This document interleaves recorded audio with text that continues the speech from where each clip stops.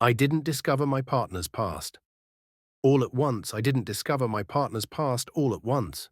There was no confession, no dramatic breakdown, no moment where everything suddenly made sense and clicked into place. It came apart slowly, in pauses that lasted a second too long, in answers that sounded rehearsed, in the quiet feeling that the person beside me sometimes knew something I didn't, something important, something that shaped who they were when I wasn't looking. The worst part wasn't that my partner had a past. Everyone does. The worst part was realizing how carefully it had been kept away from me. When we met, my life felt settled. Not exciting, not empty, just stable. I had routines that didn't change much, a job that paid the bills, evenings that ended the same way most nights. I thought I had reached that adult phase where chaos had finally lost interest in me. My partner slipped into that life easily.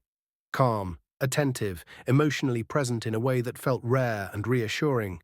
They listened when I spoke, remembered small details, made me feel chosen.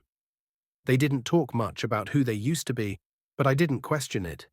I saw that silence as maturity, as someone who had already done the work of becoming themselves. I don't like living in the past, they once told me. What matters is who I am now. At the time, I admired that. Now I hear it differently. The first doubt was small enough that I almost laughed it off. A name mentioned once and never again. A visible shift in their expression, subtle but unmistakable. When I asked, they explained it away smoothly, without defensiveness, without irritation. Almost too smoothly. I didn't push. I told myself that trust meant not interrogating someone you love. That curiosity, when taken too far, can become suspicion. I wanted to be better than that. But small things have a way of adding weight when you carry them long enough. Old photos were strangely edited, faces cropped out, backgrounds blurred, memories without context. Stories from the past sounded vague, like summaries rather than lived experiences. Questions about previous relationships were answered carefully, like landmines disguised as nostalgia.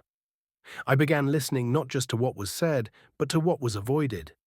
The first real truth reached me accidentally. A notification that appeared on their phone while they were in the other room. It wasn't explicit. It wasn't dramatic. It was simply incompatible with the version of the past I had been told. When I brought it up, they sighed, not angrily, not defensively, and explained. They minimized it, reframed it, placed it neatly into a category that sounded harmless enough, and I believed them. Or maybe I just wanted to. But something shifted inside me after that, a quiet unease.